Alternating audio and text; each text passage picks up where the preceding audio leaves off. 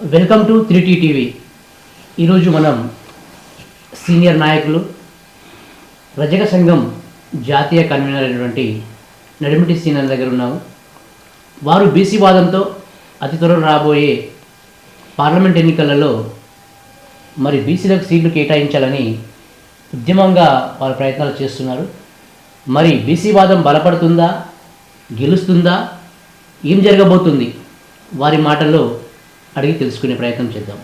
నమస్కారం అన్న. నమస్కారం అన్న, మీ నేపథ్యం ఏందన్న? ఉద్యమ నేపథ్యం ఏంది? మీ నాయకత్వానికి సంబంధించిన నేపథ్యం ఏంది? నా పేరు నడిమిటి శ్రీనివాసులు. నేను ప్రస్తుతానికి మా సంఘం వచ్చేసి జాతీయ కన్వీనర్గా, రజక సంఘం జాతీయ కన్వీనర్గా నేను బాధ్యత నిర్వహిస్తున్నాను. సొంతూరు చర్చలానే ఉంటాను నేను రాజకీయంగా. నేపథ్యం అంతా ఒకటే, మొదటి నుంచి కూడా సంఘ నేపథ్యం, తర్వాత ఈ ప్రజా సంఘాలతో కలిసి పనిచేయడం, ప్రజా సంఘాలతో కూడా అన్ని కుల సంఘాలతో కూడా కలిసి నేను విపరీతంగా పనిచేయడం ద్వారా రాష్ట్రంలో కానీ ఈ జిల్లాలో కానీ నాకు మంచి పేరు సంపాదించుకోవడం జరిగింది. దానికి మీరు ఉద్యమ నేపథ్యం అంటే మీ ఉద్యమ నేపథ్యం ఏమి? ఉద్యమ నేపథ్యం మొదటి నుంచి కూడా ప్రజా ఉద్యమాల్లో నేను ఆకర్షితమై, అదేవిధంగా మహనీయుడు ఉన్నట్టు మరోజు వీరన్న గారు వారు పెట్టినటువంటి కుల ఉద్యమాలకు ఆకర్షితులై ఇప్పుడు నేను బయటికి రావడం జరుగుతుంది సంఘాల నుంచి. సంఘం నుంచి వచ్చిన తర్వాత కూడా కుల ఉద్యమాన్ని కూడా నేను మామనాడు జిల్లా రజక సంఘం అధ్యక్షుడిగా నా రాజకీయ జీవితం ప్రారంభం చేయడం జరిగింది. అప్పటికే రాజకీయాలు కూడా ఉన్నటువంటి వ్యక్తిని రాజకీయాలకు ఉన్న దూరం పెట్టేసి కుల ఉద్యమాలను తీసుకోవాలని చెప్పి ఈ పాలమూరు ఉమ్మడి జిల్లా వ్యాప్తంగా కూడా రజక సంఘం అంటే ఏంది, ఉద్యమం అంటే ఉద్యమ నేపథ్యాన్ని నేర్పడానికి చాలా ప్రయత్నం చేశాను. ఆ ప్రయత్నం కూడా పూర్తిగా సఫలం కూడా అయినా. దానికంటే ఉద్యమం అంటే ఎట్లుండాలి, మనం యాచకులం కాదు, సమాజంలో మనం ఎప్పుడు కూడా ముందుండాలని చెప్పి గట్టి వాదాన్ని తీసుకెళ్ళడం జరిగింది. వాదన కూడా నాకు అది కూడా మద్దతు ఇవ్వడం జరిగింది. ఎంతవరకు విజయం సాధించారు మీ బీసీ వాదనలో?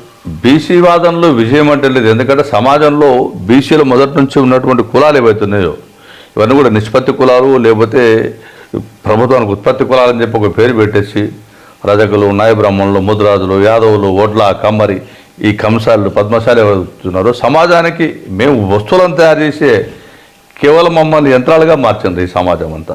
అంటే ఈ కింది కులాలను కూడా మాకు సేవ చేయాల్సిందే.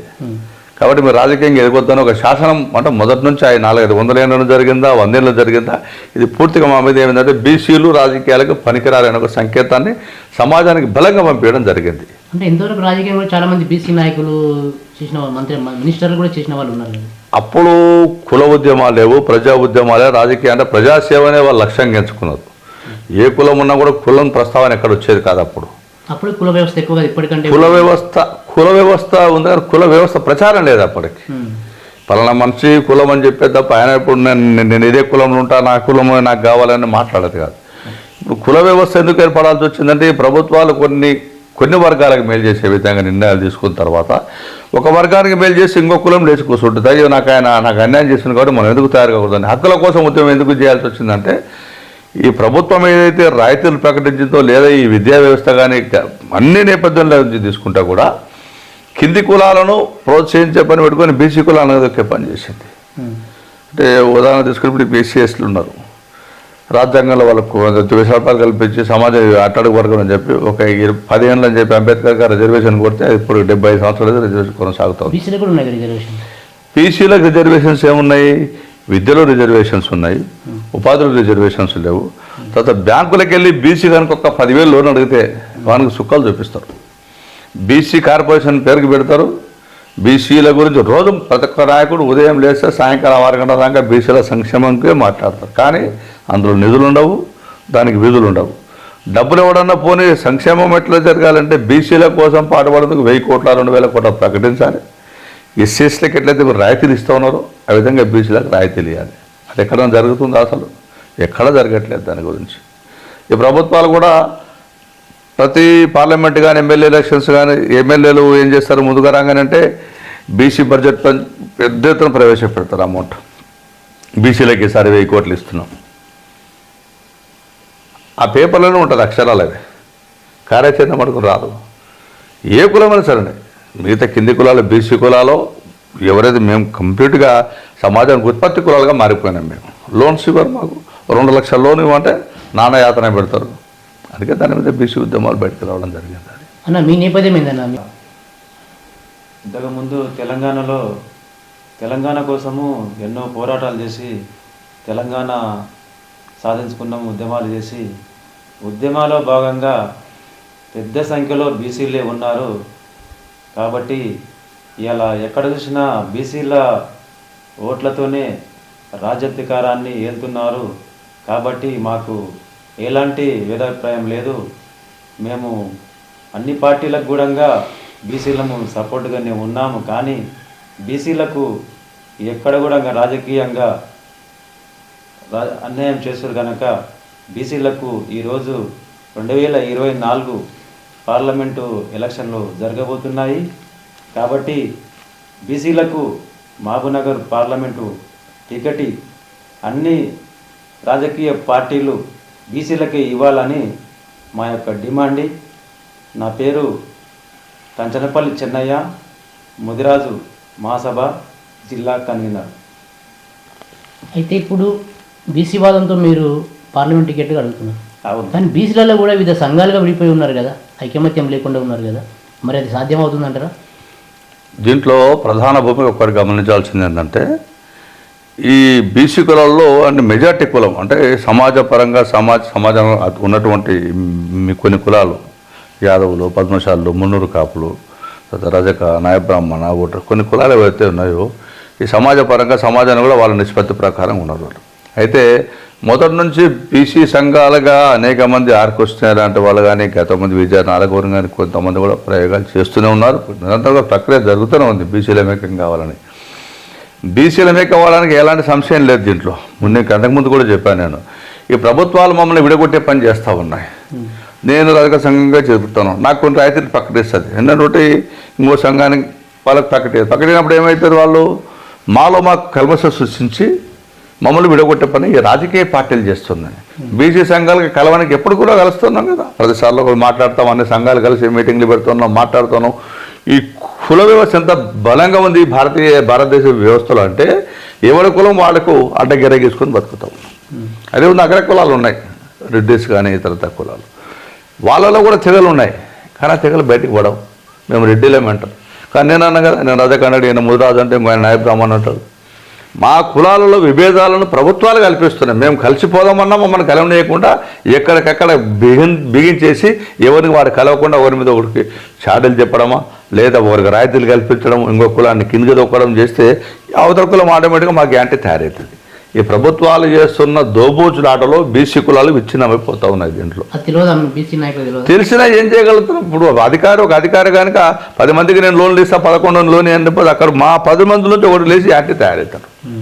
అంటే మాలో బీసీలను మనకి శత్రువులు బీసీలను కలవకుండా చేయడానికి రాజకీయ పార్టీలు ఎప్పుడో ఈ మధ్యన పేరు చెప్పొద్దు, రాష్ట్రంలో కాంగ్రెస్ పార్టీ ఉన్న పెద్ద నాయకుడు ఒక మాట చెప్పిండు, బీసీలు సైన్యం లేని నాయకులని.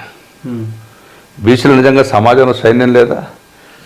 ప్రతి నియోజకవర్గంలో 55-60% ఉన్నాం బీసీలు. ఎస్సీలు కలిపి కూడా 80% అవుతాం.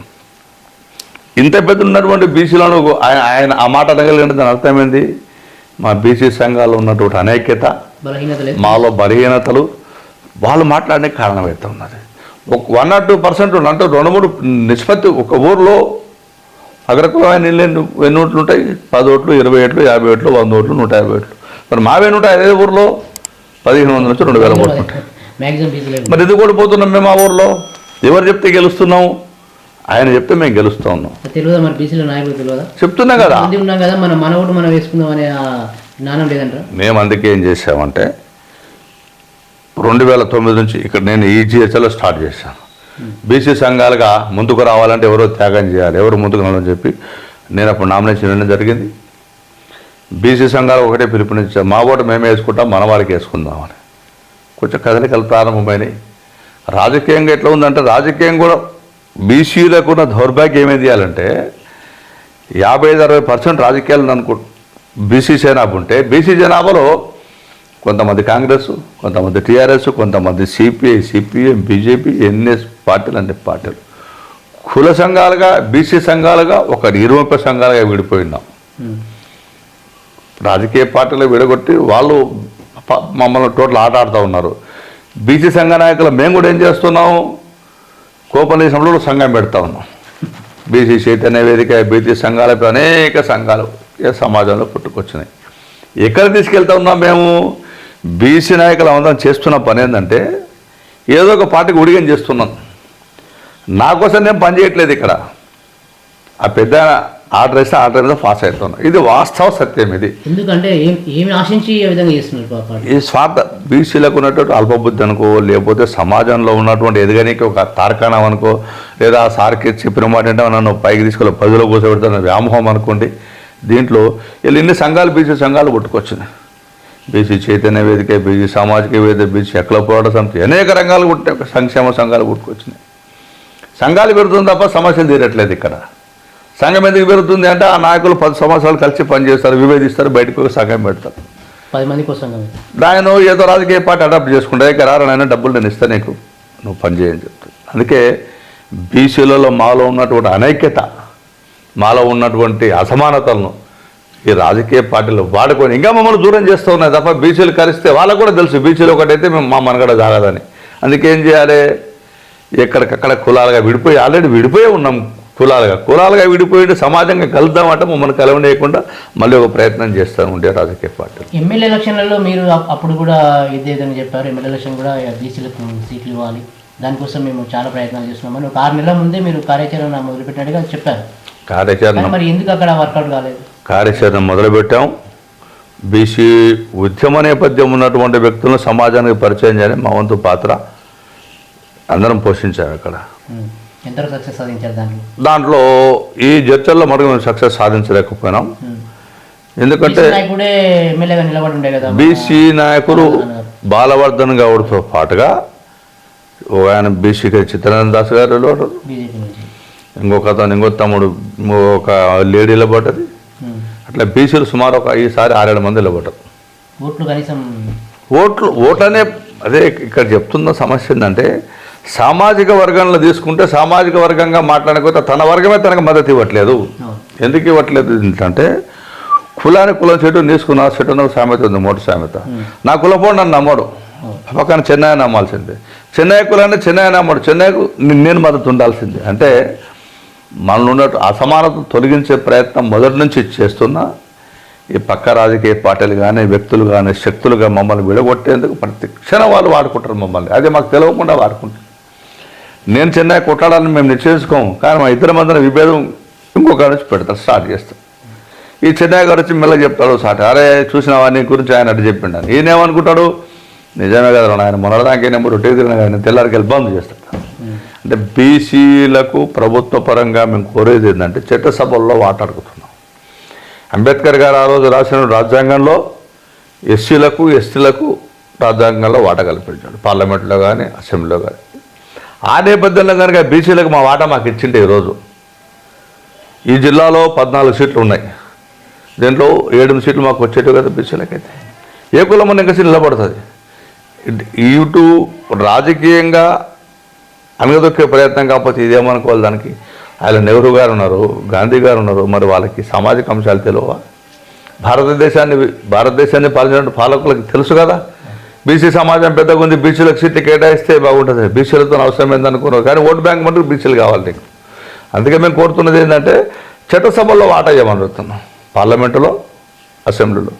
మాననీయ రామారావు గారు 82లో పార్టీ పెట్టిన తర్వాత ఇలా ఈ బీసీలకు ఉన్నటువంటి 10% చైతన్యాన్ని రామారావు గారు నాంది నాయకుడు. రాజకీయ రిజర్వేషన్ కల్పించిండు, బీసీలను ప్రోత్సహించిండు, ఎస్సీలను ప్రోత్సహించిండు.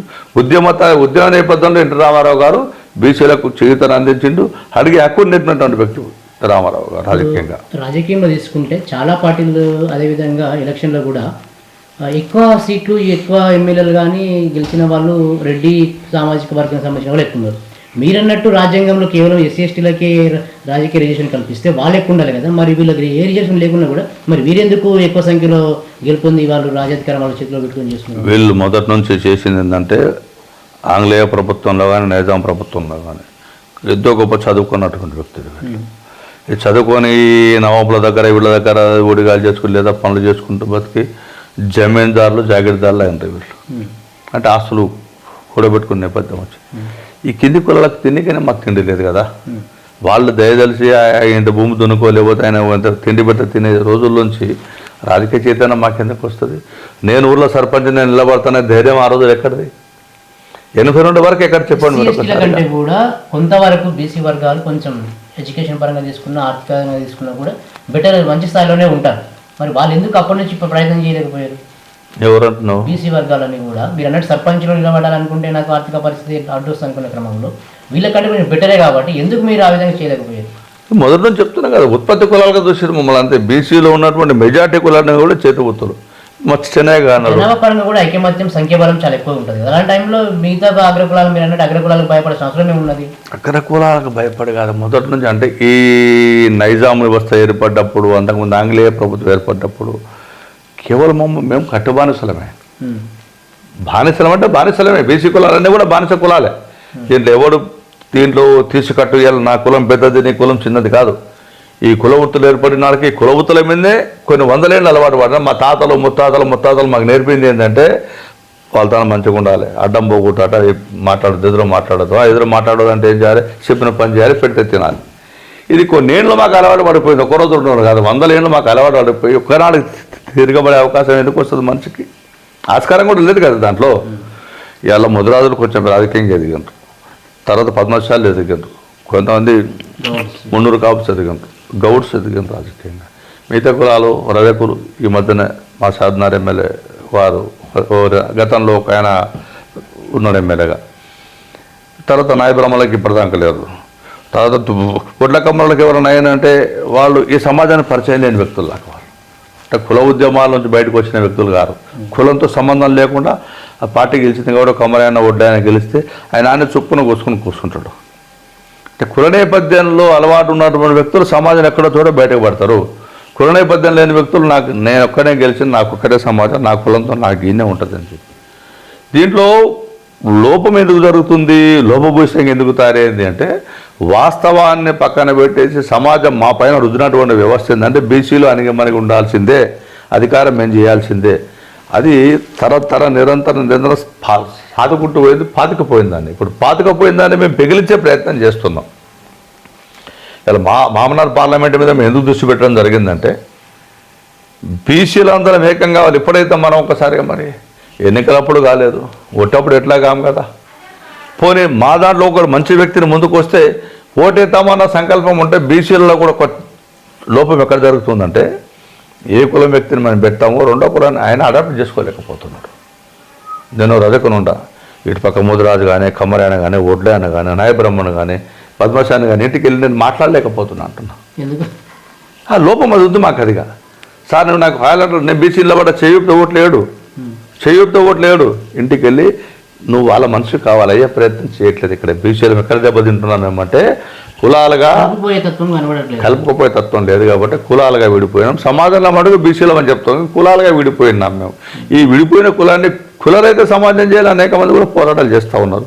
కానీ సాధ్యం కాదు, అది అయ్యే ఆలోచన కూడా లేదు. కాబట్టి పార్లమెంటులో మేము అందుకే అడుగుతున్నాం, మామనారు పార్లమెంటులో బీసీకి కేటాయించని ఎందుకు అడుగుతున్నామంటే ఈ నేపథ్యం 55 చట్టాలు ఏర్పడిన తర్వాత 13 సార్లు పాలమూరుకి అంటే దేశవ్యాప్తంగా ఎన్నికలు జరిగితే 13 సార్లు పాలమూరులో అభ్యర్థులు నిలబడితే 10 సార్లు అగ్రకులాలకి ఇచ్చారు. రాజా రామేశ్వరరావు మొదలుకుంటే అనేక మంది నాయకులకి ఇవ్వడం జరిగింది. మరి భవిష్యత్తులో మీరు ఏ విధంగా కార్యాచరణ రూపొందిస్తున్నారు? మేము ఇప్పుడు ఒకటే అనుకుంటున్నాం, అందుకే బీసీలను ఎదురులేపే కార్యక్రమం తీసుకున్నాం. బీసీలో మేల్కొందాం, అందరి దగ్గర సభలు పెడుతున్నాం, ఎక్కడెక్కడ సమావేశాలు ఏర్పాటు చేస్తున్నాం, ఇంటర్నల్లో కలిసి మాట్లాడుతూ ఉన్నాం. ఎందుకు విడిపోయినాం, ఎందుకు కలవాలని చెప్పి ఇప్పటికే చాలా సంఘాలతో నేను మాట్లాడడం జరుగుతూ ఉంది. అందరూ కూడా స్పందిస్తూ ఉన్నారు. స్పష్టంగా ఈసారి మేము సంకేతం కూడా పంపుతున్నాం, మామనార్ పార్లమెంటుని బీసీకి కేటాయించాలని. కాంగ్రెస్ పార్టీ కేటాయిస్తుందా, టీఆర్ఎస్ కేటాయిస్తుందా, బీజేపీ కేటాయిస్తుందా? ఇంకోటి అందులో సామాజిక నేపథ్యం ఉన్న వ్యక్తులేమో నడవడానికి మేము సిద్ధంగా ఉన్నాం. దాంట్లో పార్టీల విభేదాలు ఇక్కడ మాకు లేవు. కాకపోతే బీసీలకు ఇవ్వాలి. బీసీలకు మీరు ప్రొజెక్ట్ చేయకుండా ఆ రెడ్డికి గొప్ప ఆయన మీరు అనుకున్నప్పుడు మరి మేము కూడా బీసీలో ఉన్నాం కదా, మాకు కూడా చీము నెత్తురు రక్తం అని ఉంటాయి కదా, మధ్య మేము ఉన్నాం కదా. మరి మాకు మహబూబ్నగర్ జిల్లాలో బీసీ నాయకుడు ఎంపీకి నిలబడే వ్యక్తి ఎవరు అనుకుంటున్నారు? అట్లా చెప్పనే కరాదండి. ఎందుకు చెప్పనే కరాదంటే అంటే ఆ రాజకీయ నేపథ్యం కానీ ఉద్యమ నేపథ్యం కానీ మహబూబ్నగర్ జిల్లాలో ఎవరు కనబడుతుంది? ఇప్పుడు ఈ మధ్యన చూడు కాంగ్రెస్ పార్టీకి వెళ్ళి ఒక్క బీసీ నాయకుడి పేరు కూడా బయటికి రావట్లేదు. టీఆర్ఎస్ పార్టీలో గతంలో ఉన్నటువంటి ఎన్ఎం శ్రీనివాస్ రెడ్డి గారు ప్రస్తుతానికైతే వారే ఉండరు. రెడ్డి సామాజిక వర్గంగా. బీజేపీ వాళ్ళని తీసుకుంటే ఈ శాంతకుమార్ సార్ అనే వ్యక్తి బీజేపీలో బాధ్యత కూడా సార్ బీజేపీ రాష్ట్ర కోశాధికారిగా ఉన్నట్టుండే ఆయన ఈసారి నేను గట్టిగా అడుగుతా టికెట్ అని చెప్పి బయటకు రావడం జరిగింది. కొంత ఆయన పేరు వినబడుతుంది. కాబట్టి ఖచ్చితంగా కూడా శాంతకుమార్ గారు కనుక సమాజంలో ఉండి నేను కూడా సమాజానికి సేవను అందిస్తే నేను కూడా కింది స్థాయిని వచ్చేటువంటి వ్యక్తిని అంటే ఈ రెండు పార్టీలు కాదన్నప్పుడు మూడో పార్టీ కూడా పోవాల్సి వస్తుంది కదా. అది ఇప్పుడు కాంగ్రెస్ నుంచి చెల్లా వంశీంద్రెడ్డి గారు ఆయన పేరు బాగా గట్టిగా వినబడుతుంది ప్రస్తుతం. అదే అంటున్నా, బీసీకి ఇచ్చే అవకాశం లేదు. కాంగ్రెస్ పార్టీలు ముందుకే బీసీలను నమ్మరు. మేమది కాంగ్రెస్ పార్టీకి ఓటు వేయాల్సింది తప్ప కాంగ్రెస్ పార్టీలో ఇంకొకటి కూడా ఉంది. దాంట్లో ఈ బహుజనవాదాన్ని బాగా కాంగ్రెస్ పార్టీ ఎత్తుకుంటారు. అంటే అన్ని వర్గాలు సమీకరించే పని మొదలు పెడుతుంది కాంగ్రెస్ పార్టీ. అందుకని అంటే ఆ పార్టీలో అన్ని వర్గాలు చేసేందుకు ఎంతో కొంత ప్రయత్నాలు చేస్తారు వాళ్ళు. మొదటి నుంచి కూడా కాంగ్రెస్ బీసీలకు ఆధిపత్యం ఇస్తుంది. అంటే అది మొదటి నుంచి ఎందుకు వాళ్ళ సిద్ధాంత పరంగా లేదా సమాజంలో కలుపుకొలుతారు కొంత ప్రయత్నం చేస్తారు. ఈ బీఆర్ఎస్ పార్టీని మనం చూస్తూనే ఉన్నాం. ఈ మధ్య అయితే బీఆర్ఎస్ పార్టీకి ఒకటే లక్ష్యం, కేసీఆర్ అని చెప్తే అది ఫాలో కావాలి. అది మంచి చేయడం సంబంధం లేదు. మొన్న తీసుకున్నట్టు ఎంపీ ఉన్నోడు ఎన్ఎం శ్రీనివాసరెడ్డి గారు వారు సమాజానికి పరిచయస్తుడు కాదు కదా. పోనీ ఎంపీ అయిన తర్వాత ఏమైనా సమాజానికి పరిచయం ఏంటి ఆయన? అట్లా కూడా ఏం లేదు కదా. అందుకని ఏమంటున్నామంటే ఈసారి అంటే ఇప్పుడు దీంట్లో ఇంకొకటి కూడా సార్ ఆర్థిక అంశం అంటున్నాం. మేమేమంటున్నామంటే ఆర్థిక అంశం ఇప్పటిదాకా మేము తిరిగి చూసిన రాజకీయ నేపథ్యంలో ఆర్థిక అంశం తీసుకుంటే ఓటర్కు చేరేది అతి తక్కువ 100, 1000 లేదా వాటర్ ఈ లక్షల రూపాయలు ఎవరు తింటా ఉన్నారు అసలు? వాస్తవంగా నిజంగా ఓటర్కు 10,000 ఇస్తున్నామా? ఈ ఒక్క పార్టీని చెప్పానండి. 50 కోట్ల బడ్జెట్ అంటారు, 10 కోట్ల బడ్జెట్ రాజకీయ బడ్జెట్, 10 కోట్ల రాజకీయ బడ్జెట్లు నిజంగా ఓటేసేవాడికి ఎంత ఇస్తున్నాం అసలు? డబ్బు ఇస్తున్నామా? ఇట్లా మన డబ్బులన్నీ ఎడిపోతున్నాయి. ఈ నాయకులు తిని అలవాటు పడి మాకు ఎంత ఖర్చు ఎంతకవుతుంది నీకు? ఓటర్ నిజంగా ఇప్పటిదాకా నేను 30 ఏళ్ళ రాజకీయాల అనుభవంతో చెప్తున్నాను, ఏనాడు కూడా ఓటర్కు ఒక 5,000 రూపాయలు మేము ఇచ్చిన పాపాను ఏ పార్టీ వేయలేదు. ఇచ్చిందా? మరి ఎక్కడ పోతుంది డబ్బులన్నీ? లక్షల ఖర్చు.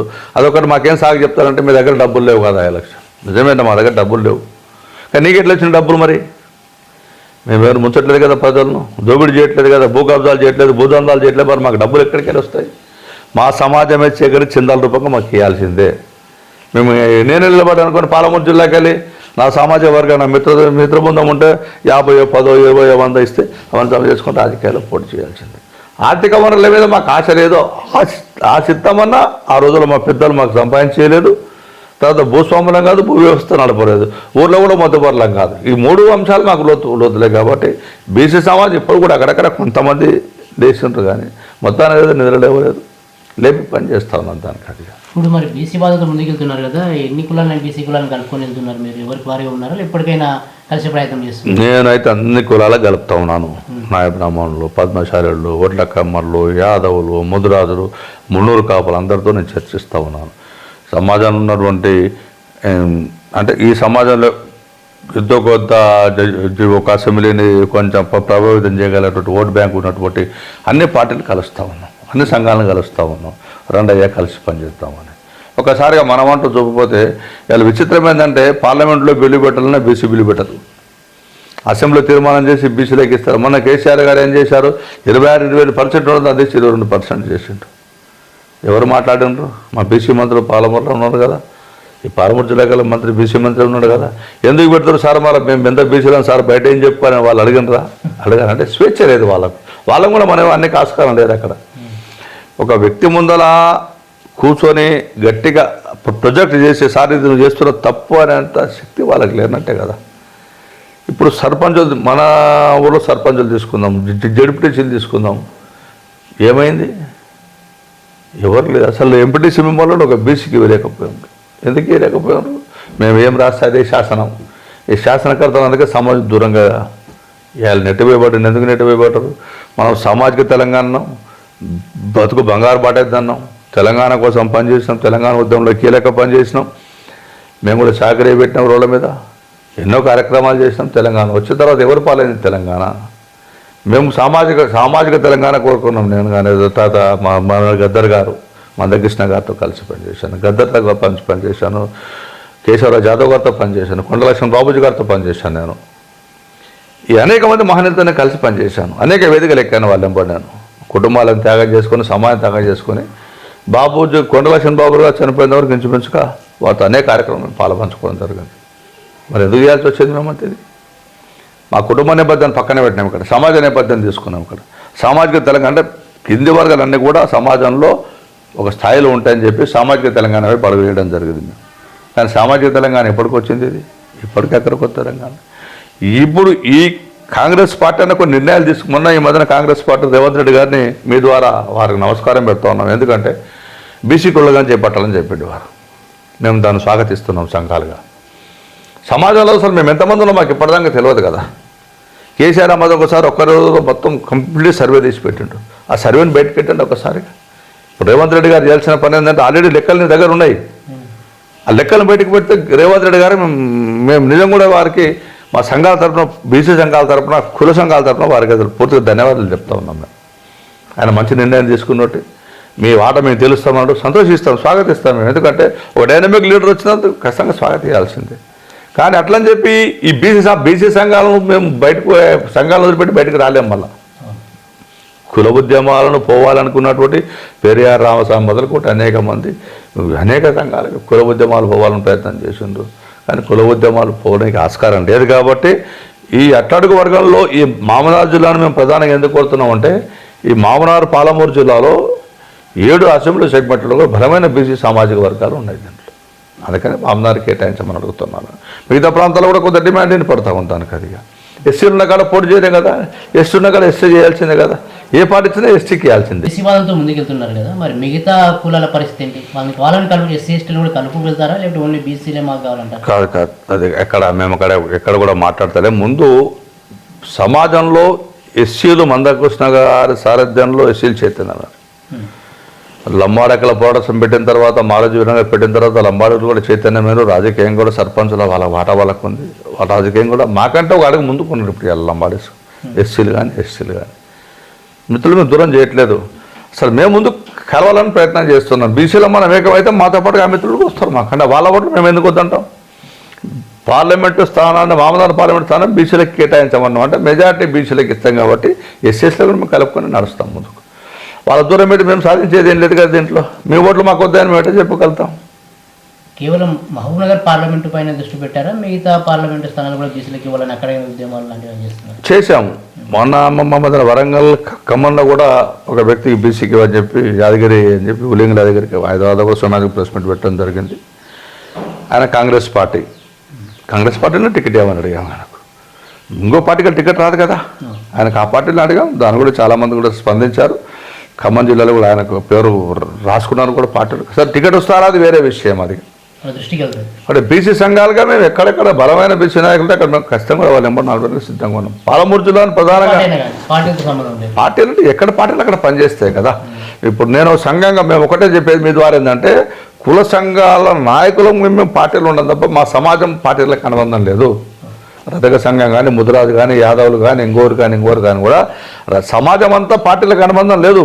సంఘంలో ఉన్న నాయకుల అనుబంధం ఉండడం తప్ప సమాజం అనుబంధం లేదు. సమాజాన్ని సంఘాన్ని ఒకవైపు నడిపిన మేమెవరు దానికి? ఇప్పుడు చెప్తాను, రేపు ఒక పార్టీ కోట్లు వేసి మా ఊళ్ళో పిలుపునిస్తాము, ఆ పార్టీ గెలవదు, అప్పుడు మా పరిస్థితి ఏంది? అప్పుడు ఎడుకోవాలి, ఆయన మా దగ్గర రాకపోను అంటారు ఆయన.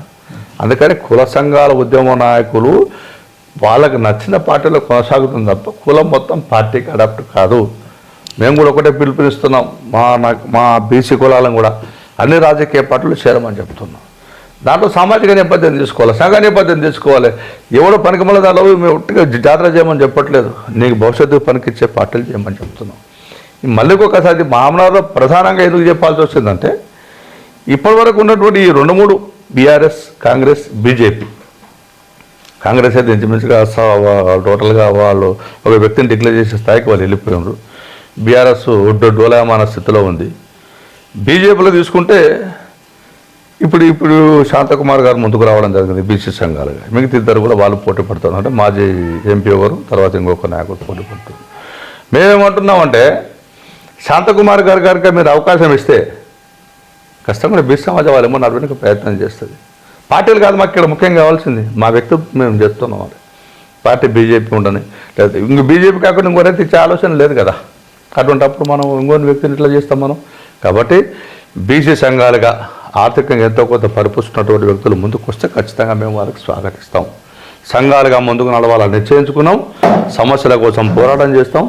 జాతి లక్ష్యం ఒకటే మాది. బీసీ మీ ద్వారా ఈరోజు ఛానల్ ద్వారా, మీ ఛానల్ ద్వారా చెప్తుంది మేమంటే, బీసీలారా ఏకమైదాం, మన హక్కులు మనం సాధించుకుందాం. ఈ నిరంతర ప్రక్రియ కోసం మనం చేయకుండా ఎవరి సంఘాన్ని వాడు, ఎవరి కులాన్ని వాడు గిరగీసుకొని బతికిన నాళ్ళు మేము సమాజంలో ఎందుకు పనికిరాని, చేయలేని, చేతగాని మనుషుల్లో మిగిలిపోతాం తప్ప ఇవాళ ఎస్సీల గురించి మాట్లాడుకున్నాం ఒక్కసారిగా. మందకృష్ణ గారు బయటకు వచ్చిన తర్వాత నేను మాదిగని గర్వంగా చెప్పుకోగలుగుతున్నాడు ఆయన. లంబాడీస్ మొదటి నుంచి కూడా లంబాడీస్ ఇలా హిందూ సంఘాలకు, హిందూ సంస్థలకు వాళ్ళు మెజార్టీ ఉంటారు. వాళ్ళు మేము మా జాతి సంస్థని చెప్పాలి గట్టిగా ఒప్పుకుంటాం. కానీ బీసీలలో ఉన్న దౌర్భాగ్యం ఏంది మాకు? ఎవరికి చెప్పుకోనికి శక్తి లేదు మాకు. ఎవ్వరి ఆలోచనలు వాళ్ళకు విచిత్ర ఆలోచనలు. బీసీ సంఘాలు ఉన్నటువంటి వ్యక్తులు ఏబిసిడి ఉంటున్నారు. ఏలో కొంతమంది, బిలో కొంతమంది, సిలో కొంతమంది, డీలో కొంతమంది. ఈ డీలో ఉన్నాయన ఏలోకి వస్తుంటాడు, ఏలో ఉన్నాయన ఇంకా పైకి పోదామంటాడు, బీలో ఉన్నాయన ఇంకో కిందికి పోదామంటాడు. అంటే ఎందుకు జరుగుతుంది ఇవన్నీ? ప్రభుత్వాలు చేస్తున్నటువంటి ఈ జిమ్మికు రాజకీయంలో మేము బలి అవుతా ఉన్నాం. దీంట్లో మా పాత్ర క్లియర్గా ఉంది. కాబట్టి మీ ద్వారా, మీ ఛానల్ ద్వారా నేను ఒకటే కోరుతున్నాను, ప్రభుత్వాన్ని కానీ, బీసీ సంఘాలను కానీ, బీసీలే గుర్తించిన రాజకీయ నాయకులు విజ్ఞప్తి చేస్తున్నాం. బీసీలను మీరు ఒకసారి టికెట్ ఇచ్చి ప్రోత్సహిస్తే అప్పుడు తన బలం బయటకు వస్తుంది. ఆ పని మనం చేయట్లేదు. ఎంతసేపు ఉన్నా మీకు టికెట్ ఇచ్చినాం కదా, టికెట్ ఇచ్చినా కూడా మేమేం అడుగుతున్నామంటే అందరినీ కలుపుకొని వెళ్ళాలి. ఆయన ఆ పని చేయట్లేదు. ఎందుకు అది చేయనప్పుడు, రానప్పుడు అనేందుకు ఉన్నటువంటి వ్యక్తులేమో నడుస్తాం. మాకు సంఘాలతో పని లేదు. మా సంఘాలను కలుపుకునే పని చేస్తాం. మా సంఘంతో నేను జాతీయ భావాలు కలిగిన వ్యక్తులు అన్ని ప్రాంతాలు పోతా ఉన్నాను, అన్ని రాష్ట్రాలు పోతా ఉన్నాను. మిగతా ముదిరాజులు, నాయబ్రాహ్మణులు, ఒడ్లకమ్మలు, పద్మశాలీలు, ఎన్ని కులాలు అయితే కలిసి వస్తాం అందరినీ కలుపుకొని విజ్ఞప్తి చేసి దండం పెడతా ఉన్నాము. కలిసి రమ్మని చెప్పి కల్పించుకునే ప్రయత్నం విధాలు చేస్తాం. మహబూబ్నగర్ పార్లమెంటు స్థానాలు కాబట్టి ఖచ్చితంగా అన్ని రాజకీయ పార్టీలు బీసీలకు ఇస్తే సంతోషిస్తాం మేము. దాంట్లో లేదు వాళ్ళ మా నేపథ్యం మాకు ఉంది అంటే ఎవరైతే బీసీ ఉంటారో ఆయన మేము పోనీగా తయారుంటాం. దాంట్లో ఏ సంశయం బాటంగా బయటకు వెళ్తాం ఈసారి. ఎందుకంటే ఇంట్లో కూర్చొని రాజకీయాలు అవసరం లేదు మాకు. ఎవరికొరకు బాటంగా బయటకు వెళ్తాం. మా సంఘాలు ప్రొజెక్ట్ చేస్తాం, మా సంఘాల ముందు పెట్టి నడిపి పని చేస్తాం. ఈ లక్ష్యంగా మనం వెళ్తే మన హక్కులు మనం సాధించుకోవడానికి స్పష్టంగా చెప్పే పని మేము చేస్తామని తెలియజేస్తా ఉన్నాను. ఇది పరిస్థితి. మరి నడిమిటి సీనన్న గారు, మాకు ఏ పార్టీ ముఖ్యం కాదు, ఏ పార్టీకి చెందిన వాళ్ళం కాదు, ఎటు తిరిగి మాకు మహబూబ్నగర్ పార్లమెంట్కి సంబంధించి ఎంపీ టికెట్ మా బీసీ వ్యక్తికి ఇవ్వాలనేది